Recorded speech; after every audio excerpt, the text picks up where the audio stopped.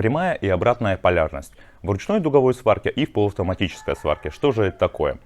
Но для начала я хочу немножко из курса физики пару обозначений сказать, потому что это важно.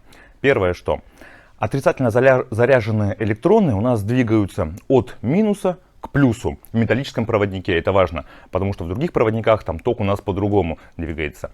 Также мы ведем такое понятие, вы, наверное, прекрасно его знаете, то, что ток у нас есть переменный и постоянный. Переменный ток это у нас АС, а постоянный ток DC. При переменном токе это как, у нас ток идет по синусоиде. Это циклограмма, грубо говоря, этого тока. И в этом случае у нас полярность сама автоматически меняется несколько раз. Не знаю, в секунду от 50 до 100 раз, это в зависимости от герцовки. А если мы говорим про, то есть он автоматически меняет полярность, сварочный аппарат. А если мы говорим про постоянный ток, про DC, это вот инверторы, обыкновенный ручной дуговой аппарат там, на 200 ампер, на 500 ампер, у нас есть выбор. Мы можем сваривать на прямой, либо на обратной полярности. И вот теперь, что же такое значит? Прямая полярность, это когда у нас минус на электроде, а плюс на изделии. Вот у нас электрод, вот у нас изделие. Минус на электроде, плюс на изделии. А обратная полярность, это когда плюс на электроде, а минус на изделии. Сразу же хочу сказать, что в 99% случаев вы будете использовать, если вы свариваете трубу, металлоконструкции, да все что угодно, вы будете использовать именно обратную полярность. А зачем же тогда вообще нужна прямая полярность? Она нужна для того, чтобы сваривать цветные металлы, чугун, нержавейку и так далее. Также у нее гораздо больше проплавления, потому что если у нас минус на электроде, а плюс на детали, это у нас прямая полярность, у нас все тепловложение идет в саму деталь. А если у нас наоборот, плюс на электроде обратная полярность, а минус на изделие, то у нас все тепловложение и вся энергия концентрируется на электроде. Тем самым нам на обратной полярности нам гораздо проще сваривать тонкий металл. Тонкий металл это удобно. У прямой полярности есть свои минусы. Это большое разбрызгивание. Вы сами это можете в этом убедиться. Вот опять же, вот у вас есть аппарат для ручной дуговой сварки, у вас есть держак, клеймомасса, вы вставили электрод и вы можете поменять. На каждом аппарате есть разъем плюс и минус.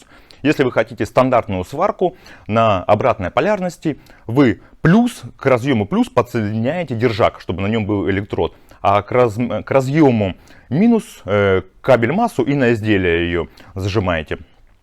Тогда у вас короткое замыкание, начинается сварка, и у вас разбрызгивание гораздо меньше. Но, как я уже сказал, и шов гораздо красивее, более такой эстетический вид у него. Но если у вас специфические какие-то задачи есть по сварке, как я уже сказал, там нержавейки, чугуна, цветных металлов, тогда вы используете прямую полярность.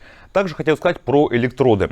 Дело в том, что на каждой пачке электродов, неважно какие это электроды, там МР3, АНО, АК-46, ИСАБовские, ЛБ, УОНИ, на каждой пачке прямо написано, при какой полярности можно сваривать.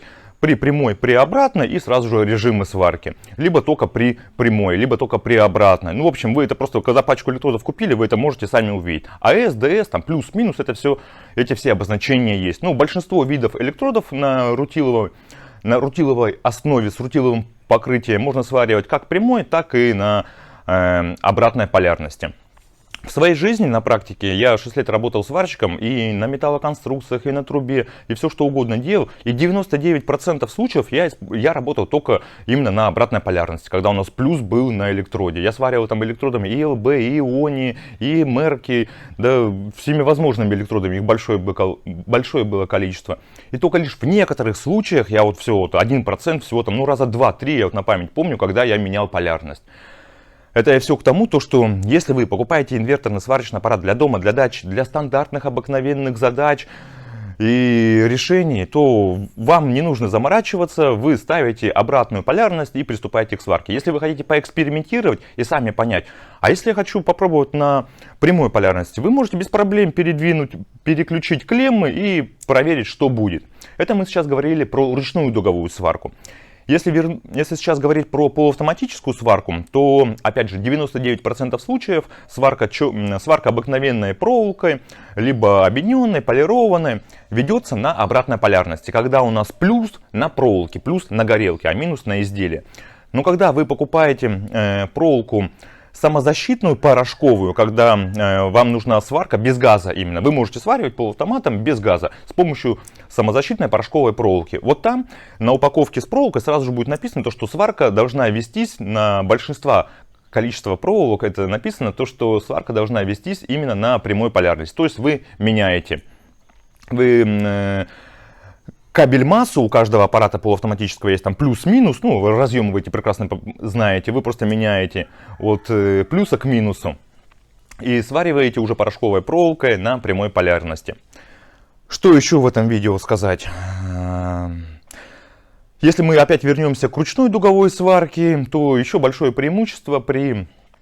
ну, как сказать, даже небольшое преимущество, а одно из преимуществ при сварке на прямой полярности — это глубокое проплавление, потому что там концентрируется гораздо больше энергии, выделяемой при сварке.